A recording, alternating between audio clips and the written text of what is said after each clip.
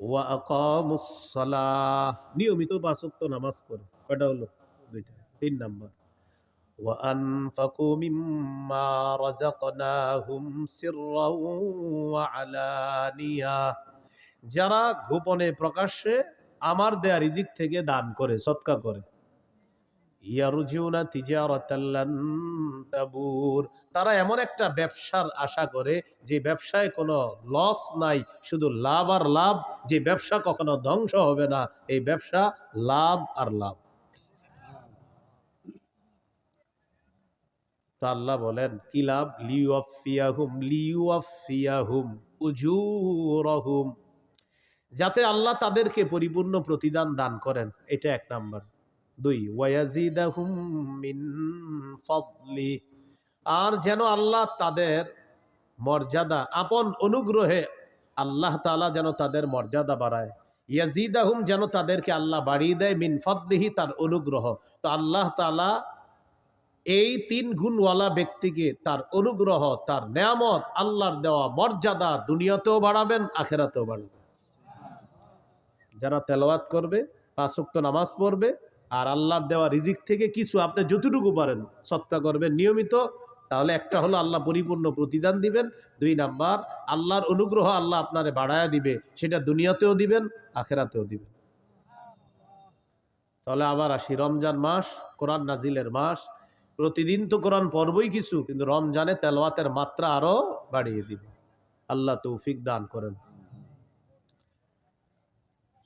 রমজান মাস দান করার মাস, মানে অন্যদিন দান করবেন না এমন না, অন্যদিনও করবেন, রমজানে দান বাড়ায়া দিবেন। সহিহ বুখারীর বর্ণনা, 6 নম্বর হাদিস, কানা রাসূলুল্লাহ সাল্লাল্লাহু আলাইহি ওয়াসাল্লাম আজওয়াদান নাস ওয়া কানা আজওয়াদা মা ইয়াকুনু ফি রমাদান। এই পৃথিবীতে যত মানুষ আছে, সমস্ত মানুষের মধ্যে রাসূলুল্লাহ সাল্লাল্লাহু আলাইহি সাল্লাম সবচেয়ে শ্রেষ্ঠ দানশীল ছিলেন। রমজান মাসে নবীর দান করার মাত্রা আরো বেড়ে যেত। তাহলে মানুষের মধ্যে সবচেয়ে বড় দানশীল ছিলেন নবীজি সাল্লাল্লাহু আলাইহি সাল্লাম, আর রমজানে দানের মাত্রাটা আরো বাড়িয়ে দিতেন। কি শিখলাম? রমজান ছাড়া দান করা, রমজানে দানের মাত্রা বাড়ায় দেওয়া। আল্লাহ তৌফিক দান করেন। তাহলে রমজান মাস দানের মাস। রমজান মাস জাহান্নাম থেকে মুক্তির মাস। তাই আত্মীয় স্বজনের জন্য ডেলি বলবেন, আল্লাহ আমার আত্মীয় স্বজন কোথায় আছে জানি না, যারা মারা গেছে, তবে এতটুকু বলতে চাই, আল্লাহ আমার আত্মীয় স্বজনের কোন মুমিন যদি জাহান্নামী হয়ে থাকে, আল্লাহ আপনি জান্নাতি বানায়া দেন, জাহান্নাম থেকে আপনি মুক্তি দিয়ে দেন। قال رسول الله صلى الله عليه وسلم ولله عتقاء من النار وذلك في كل ليلة। নবীজি বলেন, জাহান্নাম থেকে অসংখ্য অগণিত জাহান্নামীকে রমজানের প্রতি রাতে মুক্তি দেওয়া হয়। প্রতি রাতে অসংখ্য অগণিত জাহান্নামীকে মুক্তি দেওয়া হয়। তাহলে আমরা দোয়া বাড়ায় দিব, বলেন ইনশাআল্লাহ। রমজান মাস গুনাহ থেকে সংযত হয়ে আগে বেড়ে যাওয়ার মাস, মানে গুনাহ থেকে বাঁচবেন, বেঁচে আগে বেড়ে যাবেন।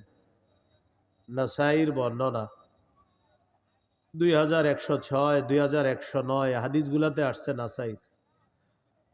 قال رسول الله صلى الله عليه وسلم إذا كان أول ليلة من رمضان। রাসূলুল্লাহ সাল্লাল্লাহু আলাইহি সাল্লাম বলেন, রমজানের প্রথম রাত যখন শুরু হয়, ওই রাত থেকে একজন ঘোষণাকারী ঘোষণা দিয়ে বলে, ইয়া বাগিয়াল খাইরি আকবিল ওয়া ইয়া বাগিয়াশ শাররি আকসির। হে কল্যাণ অন্বেষণকারী, তুমি আগে বেড়ে যাও, হে অকল্যাণ অন্বেষণকারী, তুমি সংযত হও। রমজানের প্রতি রাতে একজন ডাক দিয়ে বলে, হে কল্যাণ অন্বেষণকারী, তুমি আরো আগে বেড়ে যাও, ও অকল্যাণ অন্বেষণকারী থামো, আর কত গুনাহ করবা, থামো। প্রতি রাতে একজন বলে, ও গুনাহকারী, যে গুনাহ করো প্রতিদিন, তুমি খালি অকল্যাণ তালাশ করো, আরে হয়েছে তো, থামো না এবার। প্রতি রাতে একজন বলতে থাকে। আর যারা কল্যাণের প্রত্যাশী, তাদেরকে প্রতি রাখতে একজন ডেকে বলতে থাকে, ও কল্যাণের অন্বেষণকারী, যাও আরো আগে বেড়ে যাও, তুমি আরো আগে বেড়ে যাও। তাহলে কি শিখলাম? রমজান মাস সংযত হওয়ার মাস, আগে বেড়ে যাওয়ার মাস। আমরা ইবাদতের মাধ্যমে আমরা যেন আগে বেড়ে যেতে পারি, আল্লাহ তৌফিক দান করেন। রমজান মাস নেকির কাজ আগের মাসে যা করছেন এই মাসে করলে এই নেকিটা আল্লাহ আরো বাড়ায় দিবে। সব বহু গুণে বৃদ্ধি করার মাস হলো রমজান মাস। এক আনসারী নারীকে রাসূল সাল্লাল্লাহু আলাইহি সাল্লাম বললেন, قال رسول الله صلى الله عليه وسلم لامرأة من الأنصار, নবীজি এক আনসারী নারীকে বললেন, ইআতামিরি, রমজান মাসে তুমি উমরা করো। রমজানে কি করো? তুমি উমরা করো। ফাইন্না উমরাতান ফীহি তা'দিলু হাজ্জাতান, রমজান মাসে উমরা করা হজের সমতুল্য হয়ে যায়। দেখছেন নি? রমজানে উমরা করবেন, হজের সমতুল্য। এজন্য আপনারা যারা উমরার নিয়ত আছে অনেকের, মাশাআল্লাহ, আপনি পারলে একটু রমজানে উমরা করেন। ফাইন্না উমরাতান ফীহি, রমজানে উমরা করা তা'দিলু হাজ্জাতান, হজের সমতুল্য হয়ে যায়। আল্লাহ যাদেরকে সামর্থ্য দান করছে, একবার রমজানে একটু গিয়ে দেখেন কি অবস্থা হয় সেখানে। আল্লাহ তৌফিক দান করেন। তাহলে রমজান মাস সওয়াব বহুগুণে বৃদ্ধির মাস। এই মাস হলো কি মাস? রমজান মাস। রমজান মাস শয়তানকে শিকলে আবদ্ধ করার মাস। قال رسول الله صلى الله عليه وسلم إذا كان أول ليلة من شهر رمضان صفدت الشياطين وفي رواية سلسلة الشياطين ومردة الجن, রমজানের প্রথম রাত যখন শুরু হয়, অবাধ্য জিনগুলাকে শিকলে আবদ্ধ করা হয়, শয়তানকে শিকলে বন্দী করা হয়। তাহলে রমজানে আমরা দুষ্টামি করি কেন? রমজান মাসে শয়তান তো শিকলে আবদ্ধ, রমজানে এরপরে গুনাহ করে না অনেকে? এটা কেন করে বলেন? অভ্যাসগত গুনাহ। কি গুনাহ? রমজানে যারা গুনাহ করে এটা অভ্যাসগত গুনাহ করে। প্রতিদিন রাত 7টা বাজে সে রিমোট দিয়ে টেলিভিশন ছাড়ে। রমজানে আপনার ইফতারির পরে কি করছে? 7টা বাজে বাস রিমোটটা হাতে নিয়ে ছেড়ে দিছিল। স্ত্রী বলে, রমজান মাস আপনারা জানেন না? ও ইন্না লিল্লাহি ইন্না ইলাইহি, মানে ওনার মনে নেই, আসলে উনি যে রমজান এটা মনে নেই। আজকে রিমোটটা নিছে রমজানে, কি কারণে? অভ্যাস। ওই যে প্রতিদিন টেলিভিশন ছাড়ে, রমজানেও ছাড়ছে, অভ্যাসগত গুনাহ। এখান থেকে কি বোঝা যায়? আপনি আজকে থেকেই গুনাহ ছেড়ে দেওয়ার অভ্যাস করেন, না হয় রমজানে গিয়ে অভ্যাস ছাড়তে পারবেন না। আল্লাহ তৌফিক দান করেন। আল্লাহ তাআলা পবিত্র কোরআনে বলেন, ওয়াযারু যাহিরাল ইসমি ওয়া বাতিনাহ, প্রকাশ্য গুনাহ গোপন গুনাহ ছেড়ে দাও। রমজানের প্রস্তুতির মধ্যে এটা একটা প্রস্তুতি, প্রকাশ্য গুনাহ গোপন গুনাহ ছেড়ে দাও। তাহলে আজকে থেকে প্রকাশ্য পাপ গোপন পাপ সবগুলা ছেড়ে দিব, বলেন ইনশাআল্লাহ। সূরা আনআমের 151 নম্বর আয়াতে আল্লাহ বলেন, ওয়ালা তাকরাবুল ফাওয়াহিশা মা যাহারা মিনহা ওয়া মা বাতান, প্রকাশ্য অশ্লীলতা গোপন অশ্লীলতার কাছেও যেও না। প্রকাশ্য অশ্লীলতা গোপন অশ্লীলতার কাছেও যেও না। আপনি মোবাইলে কিছু গুনাহ করেন, রাতে দরজা বন্ধ করে আড়ালে আবডালে, যা আপনার মা জানে না, আপনার বাবা জানে না, আল্লাহ দেখছে আপনাকে প্রতিটা মুহূর্তে। এই প্রকাশ্য পাপের কাছে যাওয়াটা এখনই ছেড়ে দেন। যেমন জিনা নামক পাপের মধ্যে অনেকে জড়িয়ে পড়ে মোবাইলের মাধ্যমে। কানের জিনা, চোখের জিনা, ভিডিও কলে কথা বলছেন, যার সাথে কথা বলা হারাম, চোখের জিনা হচ্ছে। যার সাথে কথা বলা হারাম তার সাথে কথা বলছেন, মুখের জিনা হচ্ছে। দেখে দেখে কথা বলছেন, চোখের জিনা। কানে শুনছেন তো কানের জিনা। মোবাইলে কোনো SMS লেখছেন খারাপ তাকে, এটা হাতের জিনা হচ্ছে। তার সাথে সাক্ষাৎ করবেন, পা দিয়ে হেঁটে হেঁটে রওনা করলেন, পায়ের জিনা হচ্ছে। অন্তরে কল্পনা করছেন সে দেখতে এমন এমন, অন্তরের জিনা হচ্ছে। সহিহ বুখারী 6612 নম্বর হাদিস। রাসূলুল্লাহ সাল্লাল্লাহু আলাইহি সাল্লাম বলেন, ইন্নাল্লাহা কাতাবা আলা ইবনি আদম হাজ্জাহু মিনাজ জিনা আদরাকা যালিকা লা মাহালা, আল্লাহ তাআলা আদম সন্তানকে জিনার পরীক্ষা দ্বারা পরীক্ষা করেন। এই পরীক্ষায় সবাই পড়বে। ফাজিনাল আইনি আন নাজরু, চোখের জিনা হলো দেখা। এবার আমার সাথে একটু বলেন, বলেন যাকে সরাসরি দেখা হারাম, চোখের জিনা, তাকে মোবাইলে দেখাও চোখের জিনা, হারাম।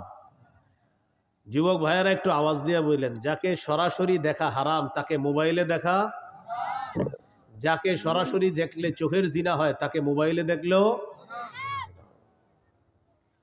ফাজিনাল আইনি আন নজরু, চোখের জিনা হলো দেখা, ওয়াজিনাল লিসানাল মানতিক, জিহ্বার জিনা হলো কথা বলা, ওয়ান নাফসু তামান্না ওয়া তাশতাহি, অন্তরের জিনা হলো কল্পনা করা। আপনি কল্পনা করছেন মনে মনে, অন্তরের জিনা। সত্যি করে বলেন, এই জিনায় মানুষ কি পরিমাণ প্রতিদিন প্রতিনিয়ত জড়িয়ে পড়ছে। আর কত বলেন, কবে আপনি গুনাহ ছাড়বেন? আর কত নেয়ামত আল্লাহর ভোগ করার পর আপনার উপলব্ধিতে আসবে যে আমি আল্লাহরটা খাইতেছি, আল্লাহরটা ভোগ করতেছি, সে আল্লাহ নাফরমানি আমি করতেছি। কিন্তু কবে আপনার বুঝ আসবে যে না, আমার নাফরমানি করা উচিত না?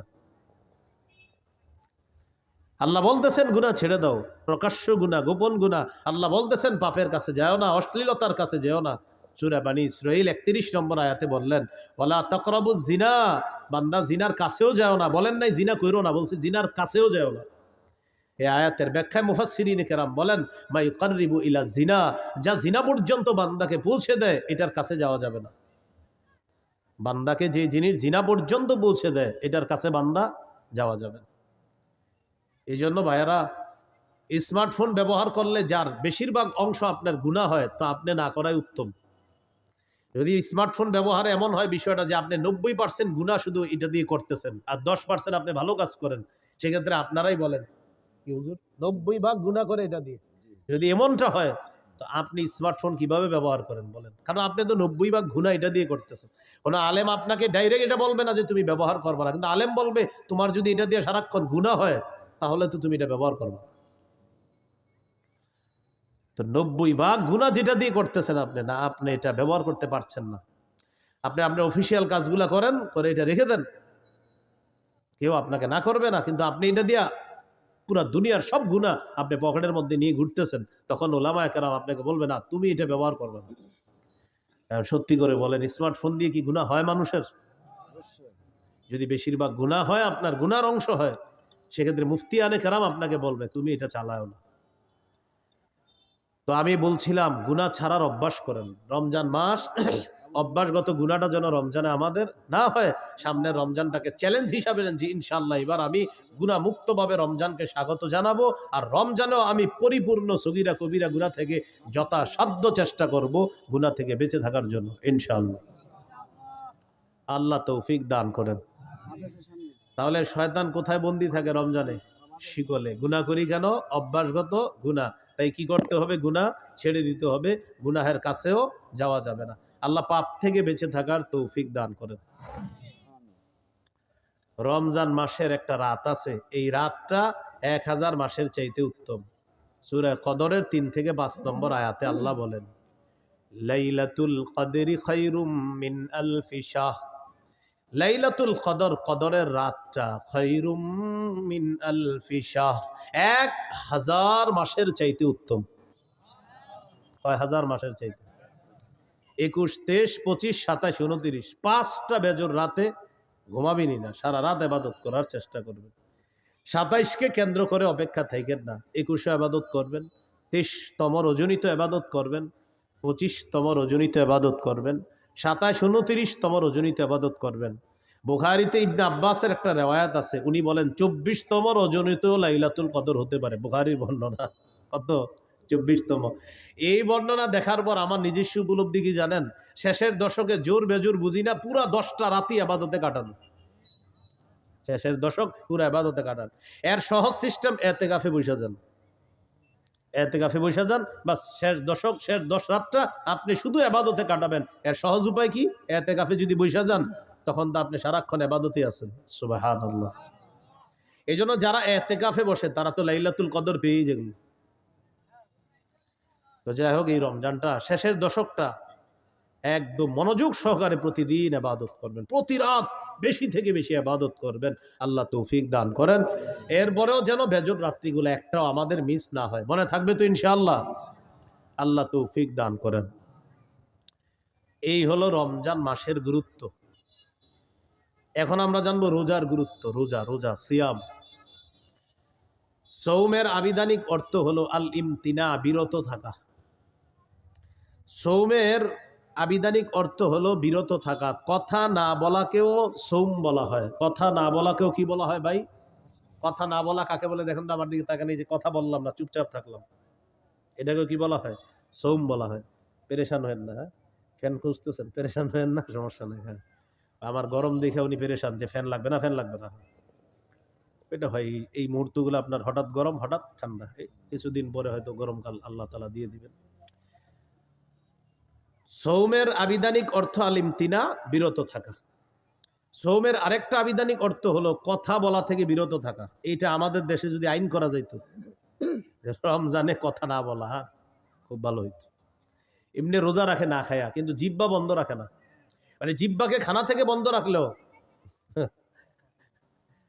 আপনার এটা দিয়ে গুনাহ থেকে বন্ধ রাখে না। মানে খানা থেকে বন্ধ, গুনাহ থেকে কিনা বন্ধ না। যদি এরকম একটা মানে আপনার আইন হয়ে যাইত যে বিশেষ করে বাংলাদেশে যারা আছে এদের জন্য জিহ্বাটা নিয়ন্ত্রণ করতে হবে। কারণ আমাদের দেশে আপনার রমজান আসলেই সব জিনিসের দাম বাড়ানো শুরু হয়, জিহ্বার মিথ্যা শুরু হয়। অথচ সারা পৃথিবীর অন্যান্য দেশে রমজান যত আসে মুসলমানদের জন্য দ্রব্য মূল্য তত সহনীয় করে দেওয়া হয়, কমায় দেওয়া হয়। সৌদি আরবে রমজান যত আসে, আগে যেটার দাম ছিল বেশি, খেজুরের দাম যদি হয় 10 রিয়াল, রমজান মাসে করে দিবে 5 রিয়াল। পানির দাম যদি হয় 2 রিয়াল, রমজানে 1 রিয়াল। তাদের ইয়াকিন যে একে আল্লাহ 70 দিবে, এটা তাদের ইয়াকিন। আমরা কি করি? যত রমজান কাছায় আর খালি খুঁজে হুজুর যে কি কি খায় মুসলমান। 1 নাম্বার খেজুর, বাস বাড়াও দাম। 2 নাম্বার রমজানের কতটুকু অংশ গরম থাকবে? শেষ 20 গরম থাকবে। এবার রমজান আপনার শেষের 20 একটু গরম হবে, তাহলে তরমুজ আটকায় রাখো। শেষের 20-এ মারো তরমুজ ইচ্ছা মতো। প্রথমে আটকায় রাখবে, ছাড়বে না প্রথম দিকে। তখন এটা বাড়াবে, গুদামজাত করবে, এরপরে আপনার এটা সময় মতো বাড়ায়া দিবে। এটা কি বলেন ভালো কাজ হলো, না এটা সুযোগের অসৎ ব্যবহার করা হলো? অসৎ ব্যবহার। এটা মুসলমানকে, রোজাদারকে কষ্ট দেওয়ার শামিল। আল্লাহ হেফাজত করেন। এই হলো আপনার রমজান মাস। সৌমের একটা অর্থ হলো কথা থেকে বিরত থাকা, এটাও সৌমের একটা অর্থ। যেমন পবিত্র কোরআনে সূরা মারিয়ামে আছে, ঈসা নবীকে তার আম্মা যখন কোলে নিয়ে মানুষের কাছে যাইতেছে, টেনশনে পড়ে গেছে। ঈসা নবীর আম্মা বলতেছে, আল্লাহ ইয়া লাইতানি মিত্তু ক্বাবলা হাযা, আহারে এই দৃশ্যের আগে যদি আমি মারা যাইতাম ভালো হইতো। ওয়া কুনতু নাসিয়াম মানসিয়া, আমার যদি সব ভুলাইয়া দেওয়া হইতো, আমি যদি এমন হইতাম যে সব ভুলে গেছি, তাহলে ভালো হতো। আমার যদি সবাই ভুলে যেত ভালো হতো। কারণ আমি এখন সন্তান নিয়ে যাব, আমার স্বামী নাই, কোনো পুরুষ আমাকে স্পর্শ করে না, জাতি তো আমাকে বলবে সন্তান কোত্থেকে আসছে। তো বলতেছে ইয়া লাইতানি মিত্তু ক্বাবলা হাযা, হায় আমি যদি এর আগে মারা যাইতাম। ঈসা নবীর আম্মা এটা বলতেছে।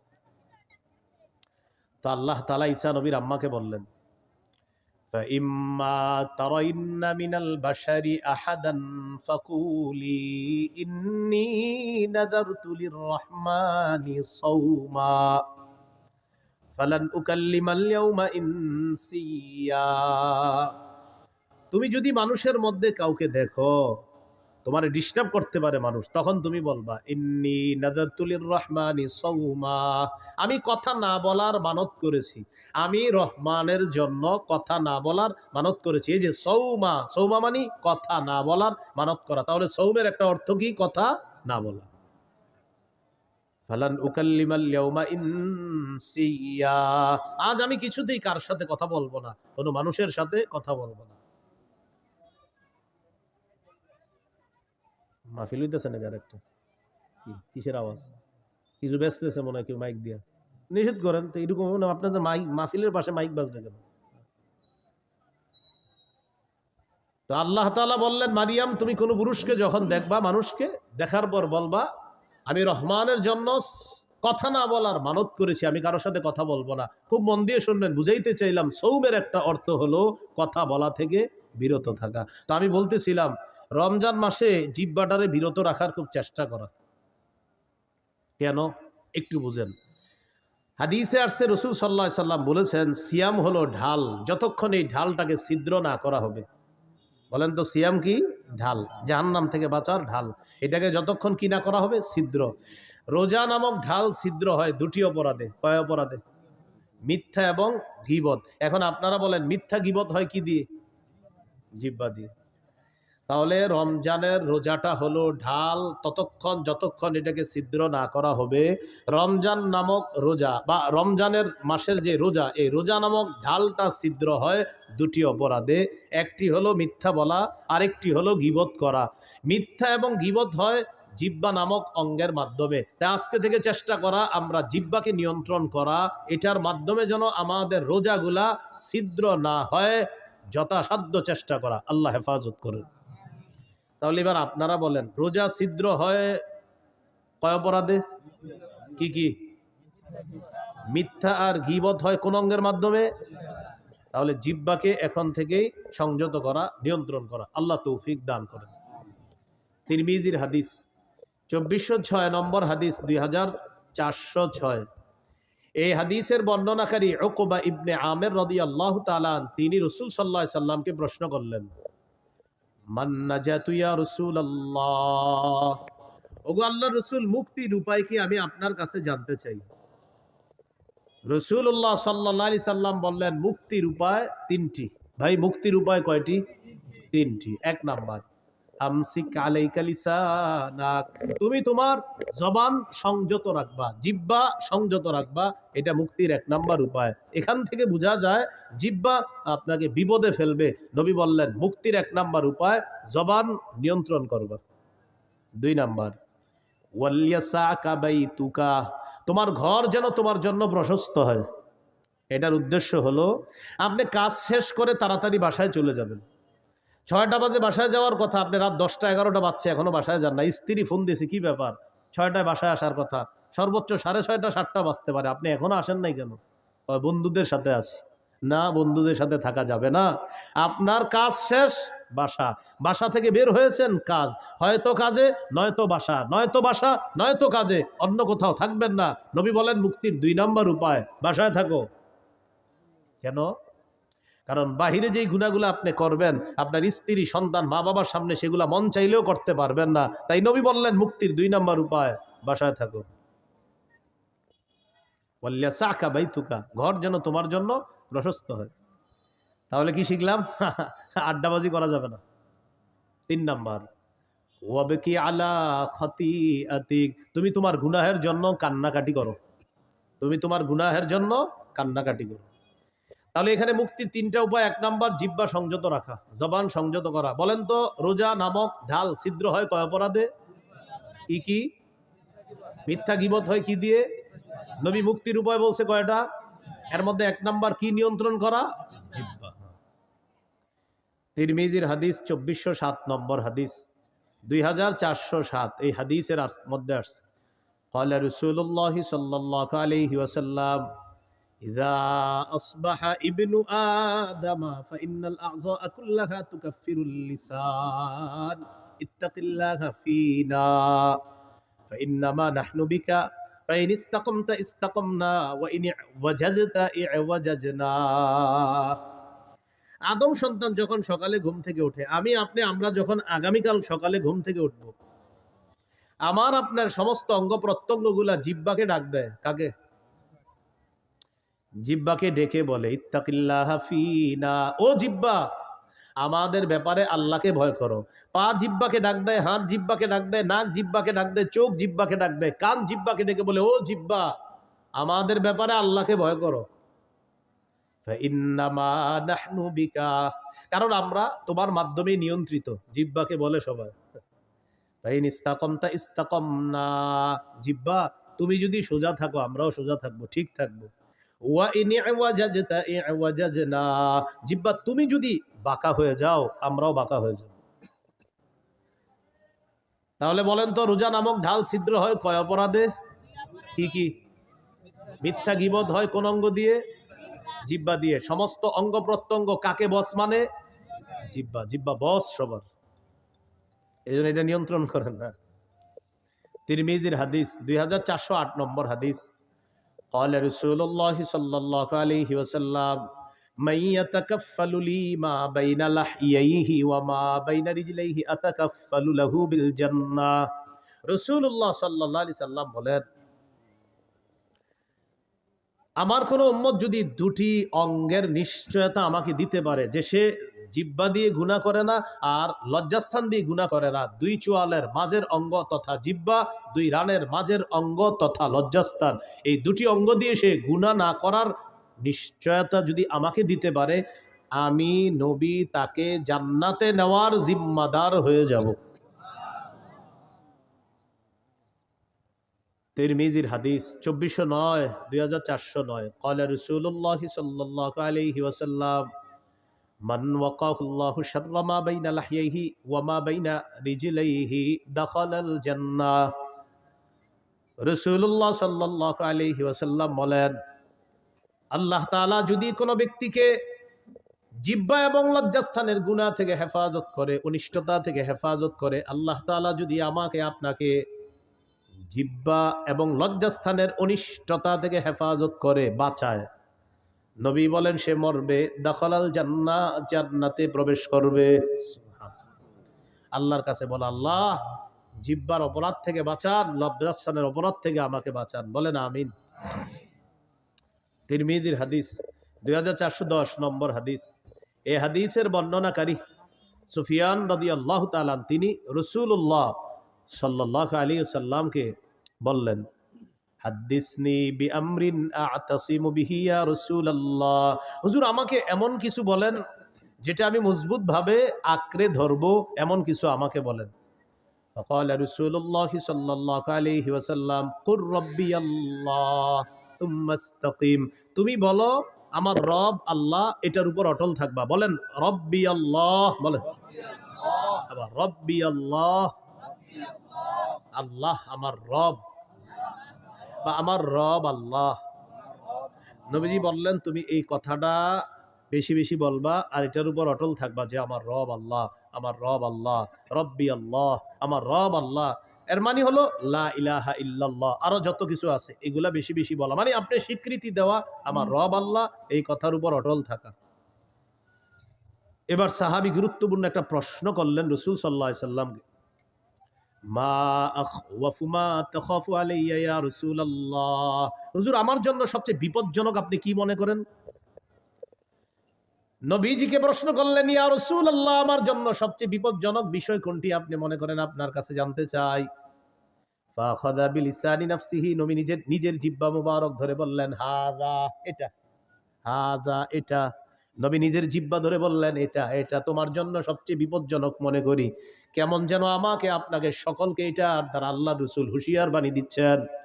এক সাহাবীকে নবীজি বলতেছেন তোমার জন্য সবচেয়ে বিপজ্জনক মনে করি, নিজের জিহ্বা দেখায় বলতেছে হাযা, এটা, এটা, এটা। শুধু কি সাহাবীকে বলেছেন না আমাদের সকলকে? সকলকে, এটা, এটা সবচেয়ে বিপজ্জনক। তাহলে মূল কথায় চলে আসি, রোজা ছিদ্র হয় কয় অপরাধে? কি কি? মিথ্যা গীবত হয় কোন অঙ্গ দিয়ে? জিহ্বা। সবচেয়ে বিপজ্জনক অঙ্গের নাম কি? সমস্ত অঙ্গ প্রত্যঙ্গের বসের নাম কি? জিহ্বা। সবাই সকালবেলা কারে ডাকতে থাকে? জিহ্বা। তাহলে এটা বেশিরভাগ মানুষকে জাহান্নামে নিবে, আল্লাহ হেফাজত করেন। তিরমিজির হাদিস 2616 নম্বর হাদিস, 2616 হাদিসের বর্ণনাকারী মুআয ইবনে জাবাল রাদিয়াল্লাহু তাআলা তিনি বলেন, কুনতু মা রাসূলিল্লাহি সাল্লাল্লাহু আলাইহি ওয়াসাল্লাম ফি সাফারিন, আমি রাসূলুল্লাহ সাল্লাল্লাহু আলাইহি সাল্লামের সাথে এক সফরে ছিলাম। ফাসবাহতু ইয়াওমান করিবাম মিনহু ওয়া নাহনু নাসীর, ফাসবাহতু করিবাম মিনহু ওয়া নাহনু নাসীর। নবীর সাথে এক সফরে ছিলাম। সফরে চলতে চলতে একদিন সকালবেলা নবীর কাছাকাছি পৌঁছে গেলাম। বুঝছেন তো সফরটা, মানে ওই যুগের সফর কেমন হতো? কেউ হেঁটে, কেউ ঘোড়ায়, তো এইভাবে লম্বা বাহিনী। তো সাহাবী বলেন ওই সফরের মধ্যে আমিও ছিলাম। আমি একদিন নবীর কাছাকাছি চলে গেলাম সকালবেলা। সকালবেলা নবীর কাছাকাছি যাওয়ার পর আমি নবীজিকে গুরুত্বপূর্ণ একটা বিষয়ে জানতে চাইলাম। তাহলে এই বিষয়গুলো আমাদের গুরুত্ব সহকারে জানতে হবে। হ্যাঁ, সবাই খুব মন দেন। সাহাবী বললেন, আখবিরনি বিআমালিন ইউদখিলুনিল জান্নাহ, ওয়া ইউবাইদুনি মিনান নার। হুজুর আমার এমন কিছু আমল বলেন যে আমলটা আমাকে জান্নাতে প্রবেশ করাবে, জাহান্নাম থেকে আমাকে দূরে রাখবে, এমন কিছু আমাকে বলেন। فقال رسول الله صلى الله عليه وسلم, নবীজি বললেন, তা'বুদুল্লাহ লা তুশরিকু বিহি শাইআ। রাসূলুল্লাহ সাল্লাল্লাহু আলাইহি সাল্লাম বললেন, তুমি আল্লাহর ইবাদত করবা, আল্লাহর সাথে শিরিক করবা না। ওয়া তুকিমুস সালাহ, তুমি নামাজ কায়েম করবা। ওয়া তুতিজ যাকাহ, তুমি যাকাত আদায় করবা। ওয়া তাহুজ্জুল বাইতা, তুমি হজ করবা। ওয়া তাসুমু রমাদান, তুমি রমজানে রোজা রাখবা। এখন বলেন তো ইসলামের মৌলিক বিধানগুলো চলে আসছে না কথার মধ্যে? রাসূলুল্লাহ সাল্লাল্লাহু আলাইহি সাল্লাম বললেন, আলা আদুল্লুকা আলা আবওয়াবিল খাইর। আচ্ছা, আমি কি তোমাকে কল্যাণের দরজাসমূহের কথা বলবো না? এবার নবীজি বললেন, কল্যাণের অনেকগুলা দরজার মধ্যে উল্লেখযোগ্য দরজা হলো 3টি। কল্যাণের উল্লেখযোগ্য দরজা কয়টি? 1 নাম্বার আস-সাওমু জুন্নাহ, 1 নাম্বার কল্যাণের দরজা হলো সিয়াম, রোজা রাখা। 2 নাম্বার আস-সাদাকাতু তুতফিউল খাতিআতা কামা ইউতফিউল মাউন নার। 2 নাম্বার কল্যাণের দরজা হলো সদকা করা। সদকা এমন একটি ইবাদত, পানি যেমন আগুনকে নিভিয়ে দেয়, সদকা মানুষের গুনাহগুলোকে ধুয়ে মুছে সাফ করে দেয়। তুতফিউ, নিভিয়ে দেয়, সদকা গুনাহকে মিটিয়ে দেয়, নিভিয়ে দেয়। পানি যেমন আগুনকে নিভিয়ে দেয়, তো সদকা গুনাহকে এমন ভাবে মিটিয়ে দেয়, বিলীন করে দেয়, পানি যেমন আগুনকে বিলীন করে দেয়, মিটিয়ে দেয়। তো সদকা 2 নাম্বার দরজা। 3 নাম্বার ওয়া সালাতুর রাজুলি মি জাওফিল লাইল, রাতে তাহাজ্জুদ পড়া। কি পড়া? রাতে তাহাজ্জুদের নামাজ পড়া রাতের বেলা। এখন আপনার রিজিক দরকার, কল্যাণ দরকার, তো এই 3 ইবাদত বাড়ায় দিতে হবে আপনার। রোজা রাখা, সদকা করা, তাহাজ্জুদ পড়া। বলতে পারেন, হুজুর আমার তো টাকাই নেই, সদকা করবো কি? 1 টাকা দিবেন, 1 টাকা থাকলে 1 টাকাই সদকা করবেন। তাহলে রোজা রাখা, সদকা করা, তাহাজ্জুদ পড়া, এইটা হলো আপনার কল্যাণের দরজা। নবীজি এটা বলার পর বললেন, আলা উখবিরুকা বিরাসিল আমরি কুল্লিহি ওয়া আমুদিহি ওয়া দিরওয়াতি সানামি। আচ্ছা, আমি কি তোমাকে কোন জিনিসের মূল কোনটা এটা বলবো না, খুঁটি কোনটা এটা বলবো না, আর সর্বোচ্চ চূড়া কোনটা এটা বলবো না? তখন নবী বললেন, রাসুল আমরি আল ইসলাম, মূলের নাম ইসলাম। সুবহানাল্লাহ। ভাই, মূলের নাম কি? ওয়া আমুদুহু আস-সালাহ, খুঁটির নাম নামাজ। ওয়া দিরওয়াতু সানামিহি আল জিহাদ, সর্বোচ্চ চূড়ার নাম হলো জিহাদ, সর্বোচ্চ শিখরের নাম হলো জিহাদ। তাহলে মূলের নাম ইসলাম, খুঁটির নাম নামাজ, সর্বোচ্চ শাখা চূড়া এটার নাম হলো জিহাদ। তাহলে মূলের নাম, খুঁটির নাম, সর্বোচ্চ চূড়া জিহাদ। এখন একটু মন দিয়ে বুঝেন তো, নামাজের কথা আসছে, রোজা, হজ, যাকাত, জিহাদ, সদকা, এরপরে আপনার কল্যাণের দরজা, ইসলাম, সব কিছু চলে আসছে ওয়াজের মধ্যে। এর মানে আমাদের নবী মৌলিক যে ওয়াজটা করেছেন ওই সাহাবীকে, এই মৌলিক কথাগুলা গবেষণা করলে আপনি সারা জীবন কাটাই দিতে পারবেন। ওই সাহাবীকে এই ওয়াজগুলা করলেন, করার পর নবীজি সর্বশেষ যেটা বললেন, আপনার আশ্চর্য হবেন এটা শুনলে। নবীজি এগুলা বলার পর সাহাবীকে বললেন, আলা আদুল্লুকা আলা মালাকি যালিকা কুল্লিহি, আমি যে তোমাকে এতগুলা কথা বললাম, ইবাদত করতে বললাম, নামাজ পড়তে বললাম, যাকাত দিতে বললাম, হজ করতে বললাম, রোজা রাখতে বললাম, কল্যাণের দরজাসমূহের পরিচয় তোমাকে দিয়ে দিলাম, সৎকার কথা বললাম, তাহাজ্জুদের কথা বললাম, জিহাদের কথা বললাম, খুঁটির কথা বললাম, সর্বোচ্চ চূড়া জিহাদ এটার কথাও বললাম, ইসলামের কথাও বললাম। নবীজি বলেন, এই সবগুলা বিষয় তোমাকে বললাম, এর সার নির্যাসটা কি আমি তোমাকে বলবো না? এগুলার সার নির্যাসটা কি তোমাকে বলবো না? সার নির্যাসটা এখনো বাকি আছে, সেটা কি তোমাকে বলবো না? এখন আপনারা বলেন, সার নির্যাসটাই তো আমাদের দরকার। সাহাবী অবাক, এতক্ষণ সুন্দর ওয়াজ করলেন নবীজি, এখনো নাকি সার নির্যাস বাকি।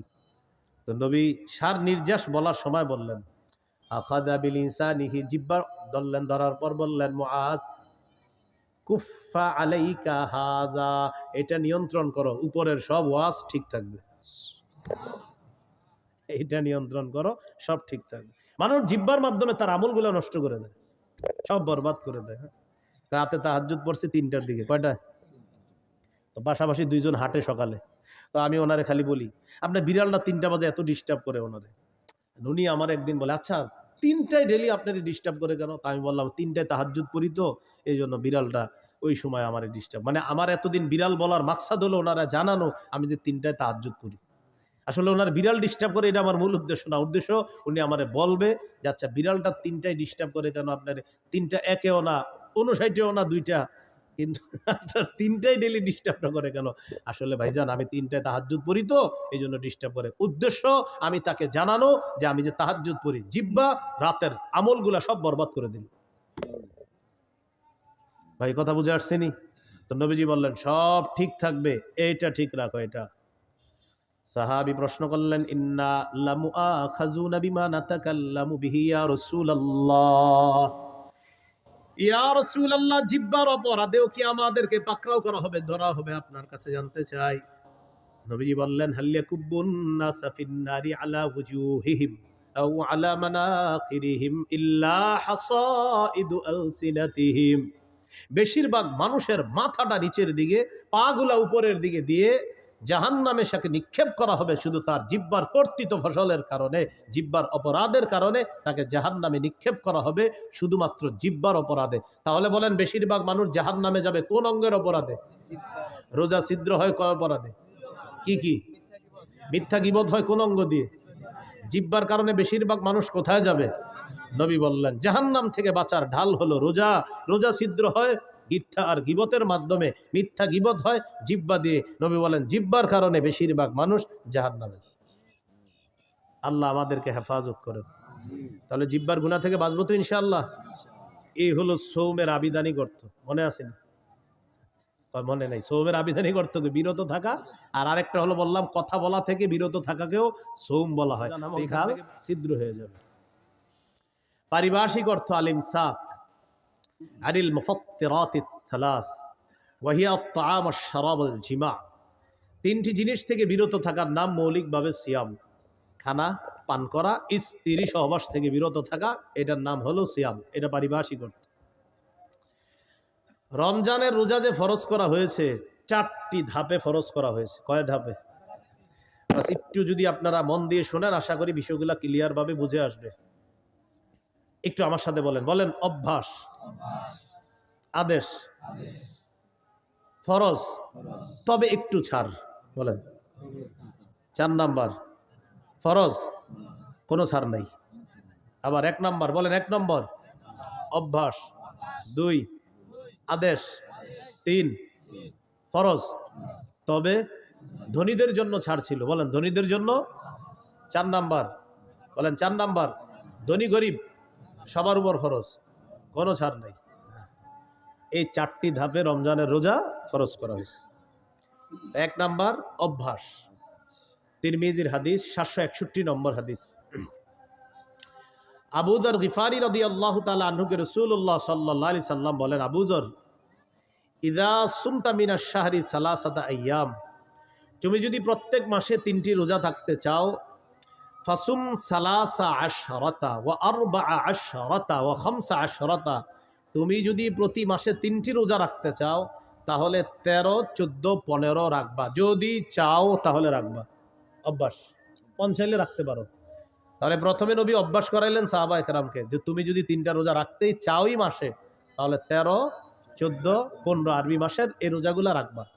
আর হাদিসে আসছে মান সামা সালাসাতা আইয়ামিন মিন কুল্লি শাহরিন কানা কামান সামাদ দাহর, যে ব্যক্তি প্রতি আরবি মাসে 3টা রোজা রাখবে, এর মানে 3, 11, 33টা রোজা।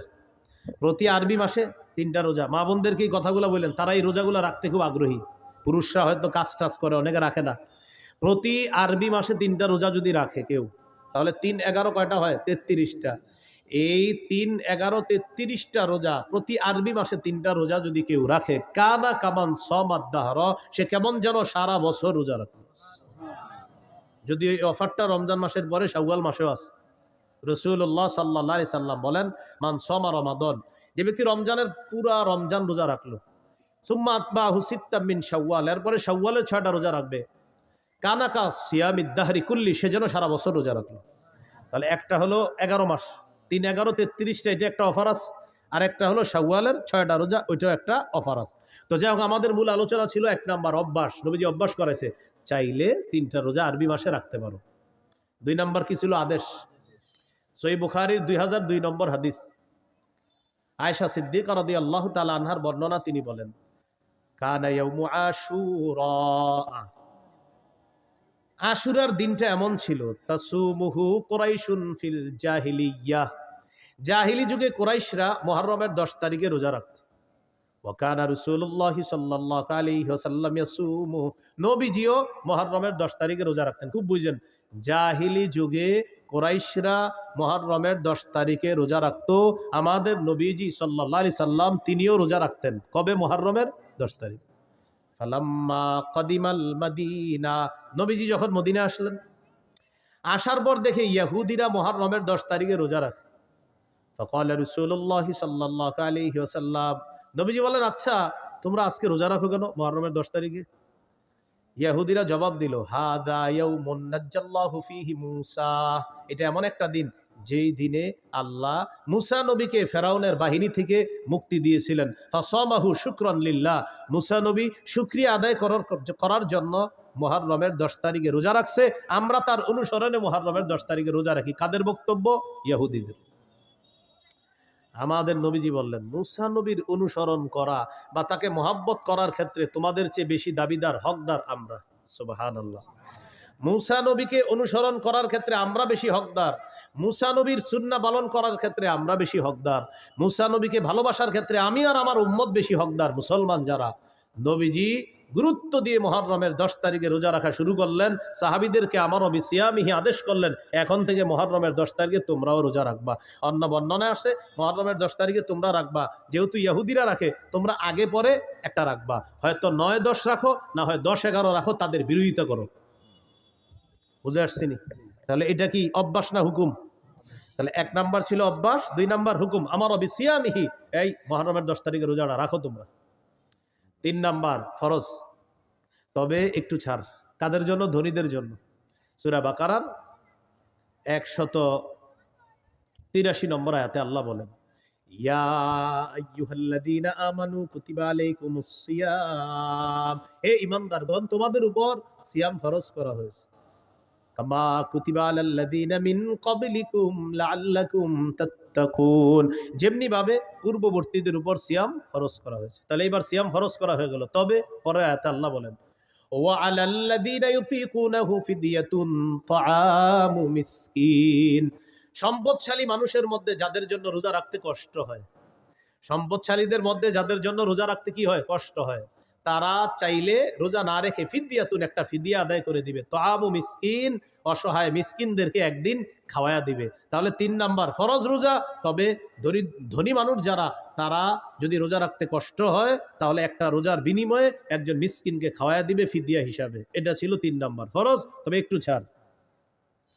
4 নাম্বার, ফামান শাহিদা মিনকুমুশ শাহরা ফালইয়াসুমহু, শোনো আর ছাড় নাই, তোমাদের মধ্যে যারা রমজান মাস পাবা, সে ধনী হোক গরিব হোক, ওজোর ছাড়া আর রোজা ভাঙা যাবে না, সবার রোজা রাখতে হবে, সে ধনী হোক গরিব হোক। তাহলে ধনী হোক গরিব হোক, আগের বিধানটা এটার মাধ্যমে রহিত করে দেওয়া হয়েছে। ফামান শাহিদা মিনকুমুশ শাহরা, তোমাদের মধ্যে যারাই রমজান পাবা, ফালইয়াসুমহু, সেই রোজা রাখতে হবে, চাই ধনী হোক চাই গরিব হোক। এই হলো 4টি ধাপে আল্লাহ রোজা ফরজ করছে। তাহলে 3 নাম্বারটা একটু শিথিল ছিল, 4 নাম্বার আর কোনো শিথিল নেই, ফরজ। রোজা ফরজ হওয়ার পর 2 নাম্বার কি ছিল? ওলামা হযরত না অন্যরা বলবেন 2 নাম্বার কি ছিল? আদেশ। রমজানের রোজা ফরজ হওয়ার পর এই আদেশটা চলে গেল। হাদিসে আসে, তারাকা ইয়াউমা আশুরা ফালাম্মা ফুরিদ রমাদান, রমজানের রোজা যখন ফরজ হলো, নবীজি কি করলেন? তারাকা ইয়াউমা আশুরা, আশুরার দিনে রোজা যে গুরুত্ব দিয়ে রাখতেন, এই বিধানটা নবী শিথিল করে দিলেন। নবী এই বিধানটাকে আপনার শিথিল করে দিয়ে ঘোষণা করে দিলেন, ফামান শাআ সামা ওয়ামান শাআ তারাকা, শোনো, রমজানের রোজা যেহেতু ফরজ হয়ে গিয়েছে, এখন আর তোমরা আবশ্যক না মুহররমের 10 তারিখে রোজা রাখা, মন চাইলে রাখবা, মন না চাইলে রাখবা না, কারণ এখন রোজা ফরজ করা হয়েছে। বুঝে আসছিনি? তাহলে 1 নাম্বার অভ্যাস, 2 নাম্বার আদেশ। বলেন আদেশটা কি আর আছে?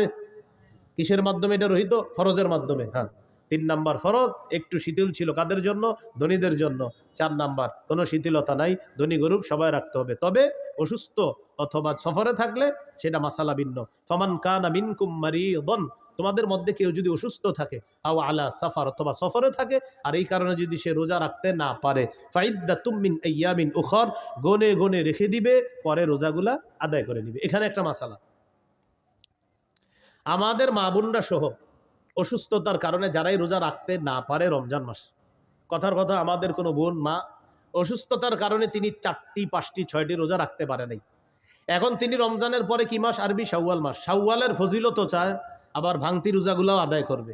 এখন অনেকে কি করে, ভাঙতি রোজা আদায় করতে গিয়ে শাওয়ালের নিয়ত করে ফেলে যে আমি আজকে ভাঙতি রোজা রাখতেছি, রমজানে যে 6টা রোজা আমার বাকি আছে, কথার কথা রমজানে ওনার 5টা রোজা ভাঙতি ছিল, তো উনি নিয়ত করছে আজকে আমি রোজা রাখতেছি, আমার রমজানে যে 5টা রোজা বাদ গেছে, আজকে প্রথম রোজা রাখলাম, আবার শাওয়ালের 6 রোজার 1 রোজার নিয়ত করলাম, হবে না। বলেন কি এটা হবে না? তাদাখুল হবে না, আলাদা রাখতে হবে। যদি অসুস্থতার কারণে, কথার কথা আপনার 4টি রোজা রাখতে পারেন নাই, 5টি রোজা রাখতে পারেন নাই, এটা আলাদা রাখতে হবে। আর শাওয়ালের 6 রোজার ফজিলতের জন্য 6টা রোজা আলাদা রাখতে হবে। বুঝে আসছেনি? ফজিলতের জন্য আলাদা, ভাঙতি রোজা আলাদা। আল্লাহ আমাদেরকে মনে রাখার তৌফিক দান করেন। রমজানের প্রথম রাত যখন শুরু হবে, প্রথম রাতে তারাবি পড়বেন। রাতে কি পড়বেন? সাহাবী কেরামের ঐক্যমতে 20 রাকাত তারাবি, সাহাবায়ে কেরামের ঐক্যমত 20 রাকাত তারাবি পড়বেন প্রথম রাতে। সাহারির সময় উঠা নবীর 12 মাসের একটা আমল আছে, 8 রাকাত তাহাজ্জুদ। বলেন কোন মাসের আমল এটা? 12 মাস নবী কয় রাকাত তাহাজ্জুদ পড়তেন? 8 রাকাত। এই 12 মাসের তাহাজ্জুদের 8 রাকাতের আমলটা সাহারির সময় করতে পারেন। হুজুর কেন 12 মাস করলে সমস্যা কি? আপনি কইরেন, আজকেও কইরেন, সমস্যা নেই, আজকেও আপনি 8 রাকাত কইরেন। কিন্তু রমজানে যেহেতু সাহারির সময় আল্লাহ আমাদেরকে উঠাইয়া দেয়, যেহেতু আমরা উঠি, একটা সুযোগ আছে আমাদের, তো এই সুযোগটা গ্রহণ করে রমজানে আমরা 8 রাকাত তাহাজ্জুদ পড়ার চেষ্টা করব। তাহলে তাহাজ্জুদ বলেন 12 মাসের আমল, বলেন তাহাজ্জুদ 8 রাকাত তাহাজ্জুদ, এটা কোন মাসের আমল? এটা আপনি রমজানে পড়তে পারেন, যেহেতু সাহারির সময় ওঠেন। আর তারাবি এটা 12 মাসের আমল না, এটা শুধু রমজানের আমল।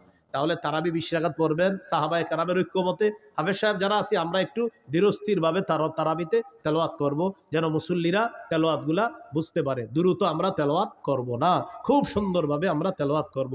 কাদির, হাকিম, আলিম, সুদূর, এগুলা কিন্তু মুসল্লিরা বুঝে। 12 নাম্বার পাড়ায় রশিদ আছে না, কয়েকবার রশিদ, আমাদের এক মুসল্লি নাম আব্দুর রশিদ, উনি গনছে, কয় হুজুর আজকে আমি 12 নাম্বার পাড়াটা পড়ছি, আর আমার নামটা কয়েকবার ছিল, আমি গুনছি আপনি এতবার পড়ছেন কিনা রশিদ আমারে বলছে 12 নাম্বার পাড়ার দিন।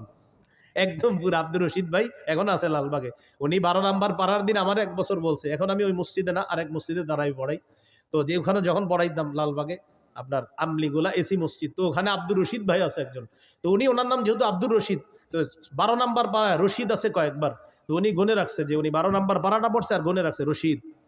হ্যাঁ, এভাবে গুনে রাখছে আপনার যে অমা আমরু ফিরআউনা বিরশিদ আলাইসা মিনকুম রাজুলুর রশিদ, এইভাবে রশিদ আছে কয়েকবার 12 নাম্বার পাড়ায়, তো ওনার নাম আব্দুর রশিদ। তো এই বেচারা আইসা গনছে, কয় হুজুর রশিদটা কিন্তু আপনি যেই বাক্য আমি গুনছি, আপনি যে ঠিক এতবারে আমি পড়ছি আজকে, আপনি এতবারই পড়ছেন, তার মানে বেচারা আমার পড়াটা মন দিয়ে শুনছে। তো এই জন্য বলতে চাইলাম, মুসল্লিরা কিন্তু আছে যে উনি শুনতে চায় যে আজকে আমি যে পারাটা পড়ছি এখানে ইন্নাল্লাহ আলা কুল্লি শাইইন কাদির পড়ছি, মানে অনেকে দেখবেন আপনি যেটা পড়বেন উনিও দিনের বেলায় পারাটা তেলাওয়াত করে, তো রাতের বেলা উনি অপেক্ষা থাকে যে এই পৃষ্ঠার শেষে তো একটা হাকিম আছে, হুজুর দিয়ে হাকিম পড়লো না, উনি অপেক্ষা থাকে উনি হাকিম পড়বে, উনি খবির পড়বে, উনি আলিম পড়বে, তো এটা তো আগ্রহ, এটা ভালো। এই জন্য আমরা একটু বুঝিয়ে শুনিয়ে তাদেরকে পড়ার একটু চেষ্টা করব, বলেন ইনশাআল্লাহ। সুন্দরভাবে দেখেন এইখানে যারা আছে, যারা হাফেজ না, তারাও কিন্তু এই আয়াতটার সাথে পরিচিত, ইন্নাল্লাহ আলা কুল্লি শাইইন কাদির, সবাই পরিচিত না আপনারা? তো এটা যখন নামাজে শুনবেন আপনার মাথায়, ওহো এটা তো আমিও চিনি, এটা আমিও জানি, এই আয়াত তো আমিও পারি, আল্লাহু আলা কুল্লি শাইইন কাদির, এটা আমিও পারি। এরপরে আপনার আল্লাহু খাবীরুম বিমা তা'মালুন, ইন্নাল্লাহা খাবীরুম বিমা তা'মালুন, এগুলো আপনি। এরপরে 19 নম্বর পারায় আছে আপনার বিসমিল্লাহির রহমানির ইন্নাহু মিন সুলাইমান ওয়া ইন্নাহু বিসমিল্লাহির রহমানির রহিম। আচ্ছা বিসমিল্লাহির রহমানির রহিম পারেন না এমন কেউ আছেন? তিনি যখন 19 নম্বর পারার দিন শুনবে বিসমিল্লাহির রহমানির রহিম বলছে, হুজুরে হুজুর আসলে ঠিকই তো, এটা তো আছে এখানে, এইভাবে তার আগ্রহ তৈরি হবে। হ্যাঁ, 24 নম্বর পারায় আছে আলহামদুলিল্লাহি রাব্বিল আলামিন, 24 পারার 15 নম্বর পৃষ্ঠায় আছে আপনার যে আলহামদুলিল্লাহি রাব্বিল আলামিন। তখন আপনারা আলহামদুলিল্লাহি রাব্বিল আলামিন পারেন না কে কে? সবাই পারেন। বুঝাইতে চাইলাম, অনেক মুসল্লি আছে যারা অনেক পরিচিত আয়াত আছে, তারা এগুলো শুনতে চায় যে তারাবিতে হুজুর পড়বে আর আমি এটা মন দিয়ে শুনবো। তাহলে আমরা এইভাবে বুঝিয়ে শুনিয়ে একটু তেলাওয়াত করার চেষ্টা করব, বলেন ইনশাআল্লাহ। তাহলে রমজান মাসে আমরা তারাবি পড়বো, সাহাবী কারামের ঐক্যমতে 20 রাকাত তারাবি পড়বো, ধীরস্থির ভাবে পড়বো। আর 8 রাকাত তাহাজ্জুদ, এটা নবীজির 12 মাসের আমল। প্রশ্ন হলো হুজুর এটা 12 মাস করি না কেন? আপনি করেন, কোনো সমস্যা নাই, কিন্তু রমজানে যেহেতু সাহারির সময় আল্লাহ আমাদেরকে উঠি খাওয়ার জন্য, 8 রাকাত তাহাজ্জুদ পড়ার চেষ্টা করব। রমজানে দিনের বেলা যদি কেউ আপনার কাছে আইসা আপনারে বলে, ভাই কি অবস্থা, কেমন আছেন, বলবেন আলহামদুলিল্লাহ। তো তারাবি পড়ছেন? জি পড়ছি। এরকম কিছু লোক আপনারে বলবে। কয় রাকাত পড়ছেন? বলবেন তারাই পড়ছি তো 20 রাকাত পড়ছি। 8 পড়েন নাই? বলবেন 8ও পড়ছি। 20 পড়ছেন? হ্যাঁ 20ও পড়ছি। আরে 20 8 দোনোটাই পড়ছেন, এটা কোনো কথা? পড়েন নাই কি? বলবেন ঝগড়া পড়ি নাই। কি পড়ি নাই? ঝগড়া। পড়ছেন কি? বলবেন 20ও পড়ছি 8ও পড়ছি। তো 20 কি বললেন? বলবেন সাহাবায়ে কেরামের ঐক্যমতে 20 রাকাত তারাবি, এটা পড়েছি। 8 কি বললেন? নবীজির 12 মাসের আমল তাহাজ্জুদ 8 রাকাত, এটাও পড়েছি। পড়েন নাই কি? ঝগড়া পড়ি নাই। যে নিয়তে আপনি আসছেন এটা আমি পড়ি নাই। আসসালামু আলাইকুম জান। নবীজি বলে দিয়েছেন, ফাইন সাববাহু আহাদুন, কেউ যদি তোমার সাথে ঝগড়া করতে আসে বলবা ইন্নী ইমরুন সাইম, ভাই আমি রোজাদার, ঝগড়া করতে পারবো না। মনে থাকবে তো ইনশাআল্লাহ? আল্লাহ তৌফিক দান করেন। ইনশাআল্লাহ আশা করি আমি আগামী 5-6 দিনের মধ্যে রমজান বিষয়ক আমার একটা কিতাব বের হয়ে যাবে ইনশাআল্লাহ। ওই মিম্বরের আমানত 8 খণ্ড আবাদত আসে। 9ম খণ্ডের মধ্যে আলোচনা হলো যাকাত, রমজান, হজ। 9ম খণ্ডের আলোচনা যাকাত, রমজান, হজ, কোরবানি, মুহররম। যাকাত, রমজান, হজ, কোরবানি, মুহররম, সফর। সফরে কিছু কুসংস্কার আছে। এই পুরো আলোচনাগুলো 9ম খণ্ডে আছে। তো ওলামা হযরতদের অনেকে বলে ওইটা কবে আসবে? আমি আসলে 6 মাস ধরে বলতেছি আসবে আসবে, এখনো আসে না। তো সর্বশেষ বলতেছি ইনশাআল্লাহ আশা করি 5-7 দিনের মধ্যে এটা যে কোনোভাবে ইনশাআল্লাহ আনার চেষ্টা করতেছি। তাও ইনশাআল্লাহ কিন্তু বারবার বলতেছি। আপনার আবার এরকম বলার সুযোগ নাই। কই বললেন তো 5-7 দিনের মধ্যে আসে নাই তো। বারবার বলতেছি ইনশাআল্লাহ আসবে, হ্যাঁ? তো এটা আপনারা একটু সংগ্রহ করে নিবেন। এখন ওই গাড়িতে 1 থেকে 8 খণ্ড আছে। এখন গাড়িতে 1 থেকে 8 খণ্ড আছে। যাদের প্রয়োজন হয় নিতে পারেন। 1 নম্বর খণ্ড সন্তানের 64টা অধিকার, 2য় খণ্ড শিরিক বেদাত কুফর তাওহীদ, 3য় খণ্ড হালাল হারাম সুদ, 4র্থ খণ্ড স্বামী স্ত্রীর অধিকার, 5ম খণ্ড লা ইলাহা ইল্লাল্লাহর ব্যাখ্যা, 6ষ্ঠ খণ্ড নামাজ, 7ম খণ্ড পাক নাপাকের মাসালা। যেমন শীতকালে ইমাম সাহেবরা প্রশ্ন করেন, হুজুর ঢিলা নিলে হবে না, পানি কি নিতে হবে? আর গরমকালে প্রশ্ন করে, হুজুর পানি নিলে চলবে না, ঢিলা নিতে হবে? এখন করবেন কোনটা? এটা 7ম খণ্ডে আলোচনা আছে। 8ম খণ্ডে আপনার নামাজের মাসালাগুলা আলোচনা আছে 8ম খণ্ডে। যাদের প্রয়োজন হয় গাড়ির কাচ না ভেঙে গাড়ি থেকে সংগ্রহ করতে পারেন। আসসালামু আলাইকুম ওয়া রাহমাতুল্লাহি ওয়া বারাকাতুহু। হ্যাঁ, সাহরি খাওয়ার পরে যদি সময় থাকে অবশ্যই তাহাজ্জুদ পড়তে পারবেন। যদি সাহরি খাওয়ার পরে আপনার এখনো আধা ঘন্টা বাকি, তাহাজ্জুদ পড়বেন, কোনো সমস্যা নেই। হ্যাঁ, হ্যাঁ।